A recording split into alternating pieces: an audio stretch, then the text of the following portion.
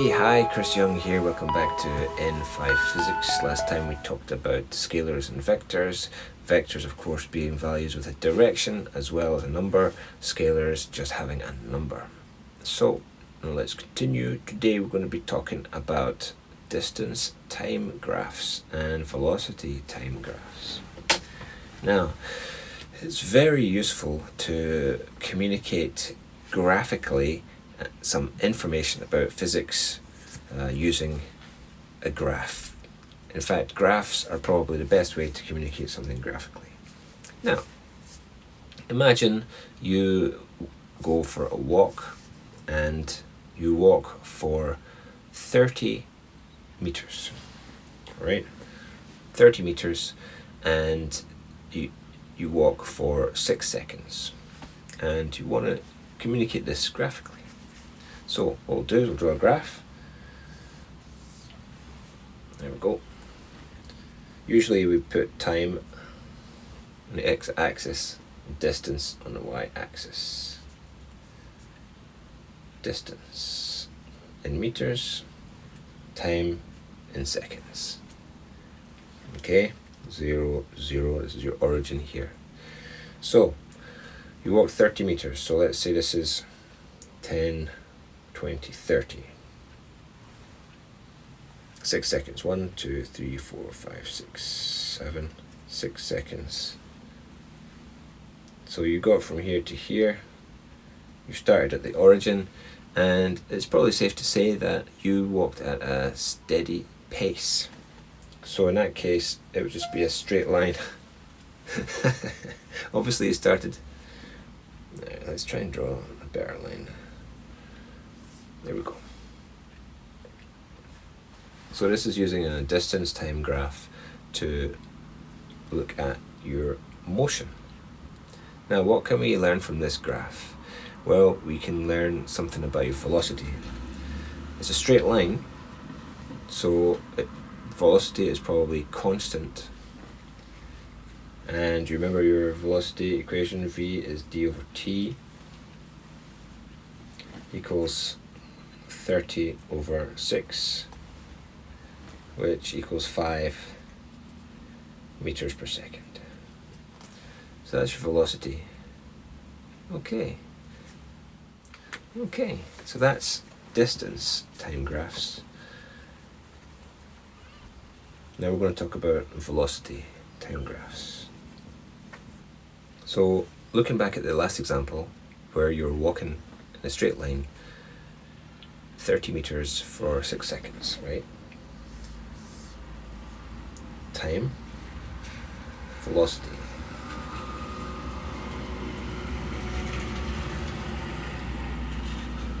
Time in seconds, velocity, meters per second.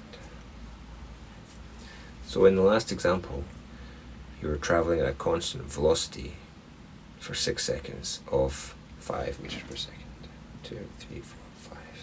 1, 2, 3, 4, 5, 6. So it would look just like this.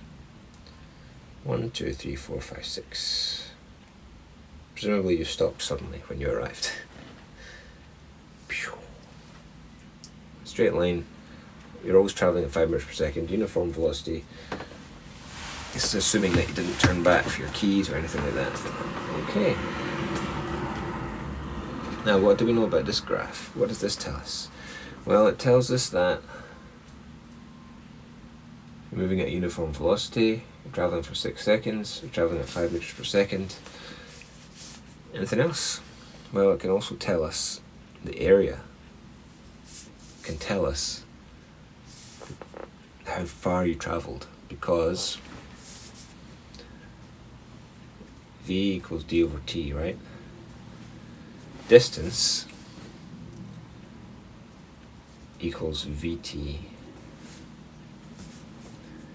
equals 5 times 6 equals 30 meters. So that's working it out using the equations.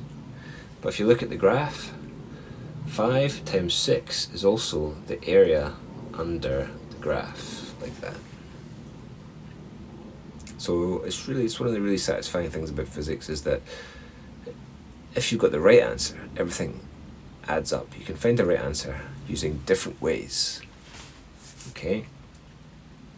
And they confirm each other. There's less likely you've made a mistake in that case if you can find the same answer two different ways. Now, this is all very well and good, but what happens if you are not travelling at a constant velocity? What if your velocity is changing? Let's say you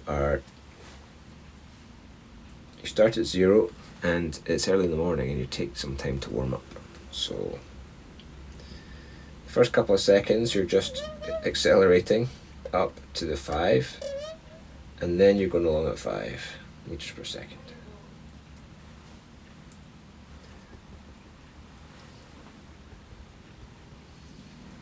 One, two, three, four. It's a Monday morning, right? And then you stop suddenly because you've arrived. You're like, I've arrived. Okay. What do we know about this graph? What can we learn from it? Well, you're accelerating and then you're going along at a constant velocity. So this distance under the graph is this one. What about this one? Well, this is just a half of this rectangle, isn't it? So you can still work out the total distance.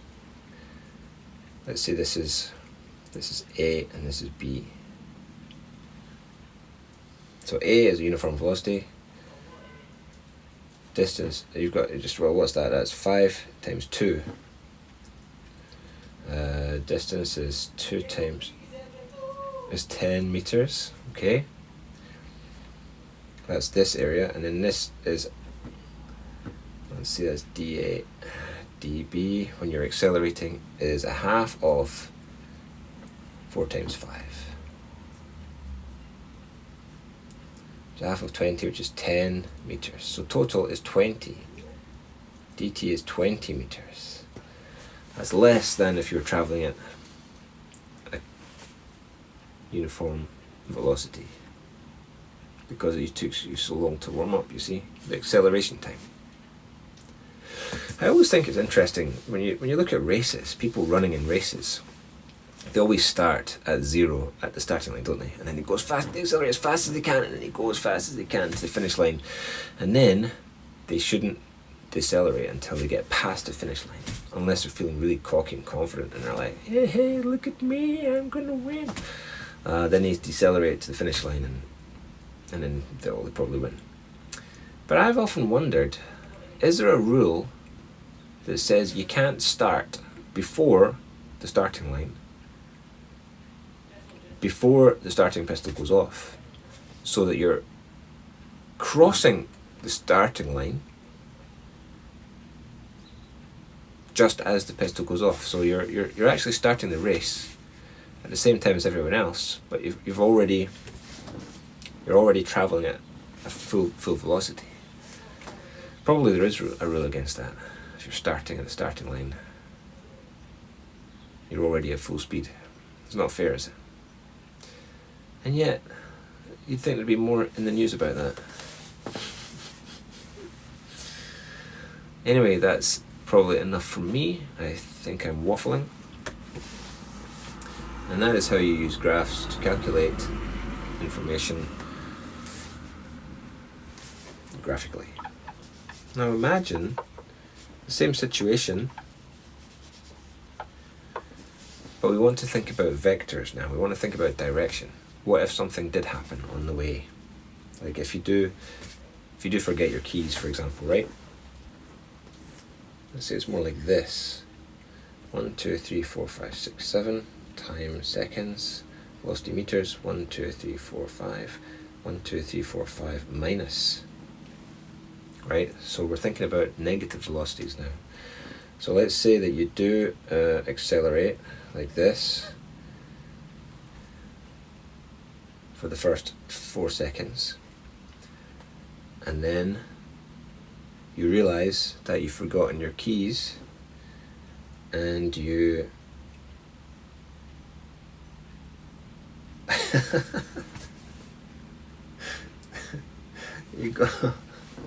you go suddenly you walk home at a constant velocity of 5 meters per second. No, don't start beeping. And then you start out again at full speed at 5 meters per second, and then you stop. So in this case, you're all over the place. You walk slowly, you accelerate gently away because it's a Monday and you're not really thinking straight. And you think, oh my gosh, you forgot your keys. And you immediately turn round without any deceleration. You walk back the way to your house, which somehow you get there, it's somehow further away than it was. And then you come back this way again, and you keep walking, and then you stop at the bus stop because that's where you're supposed to stop. Well, you can still calculate the distance to the bus stop this way. So it's half of this rectangle minus, this is all negative, because this is you walking back the way, and then this is you walking forwards again. And then you can calculate the distance to the bus stop, the area under the graph. Alright, let's do the uniform ones first. Okay, 1, 2, 3, 4, 5. Okay, so this block C, this is B, and this is A, okay? So C is just 2 times 1, 2, 5 equals 10 meters.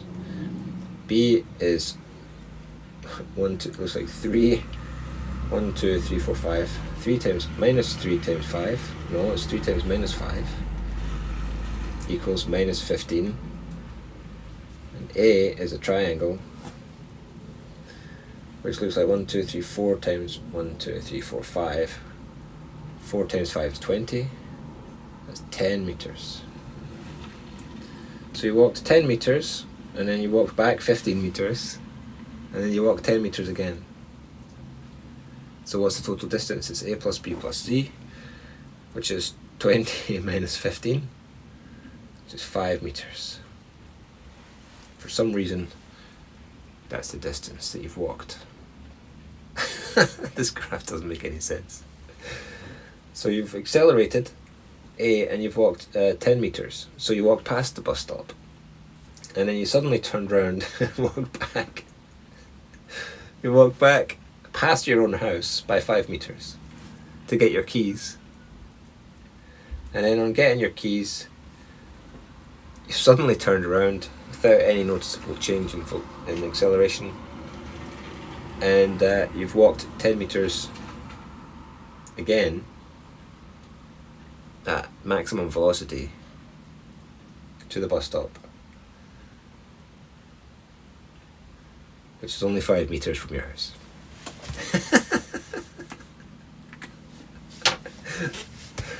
And there you have it, ladies and gentlemen. This is the walking pattern of a very forgetful, tired, and possibly insane person. And that's probably a good place to finish. Thank you all for watching. Today we did distance time graphs and velocity time graphs, and next lesson, unit video, we will be doing acceleration, which will be interesting, no doubt. Thank you all for watching. Goodbye.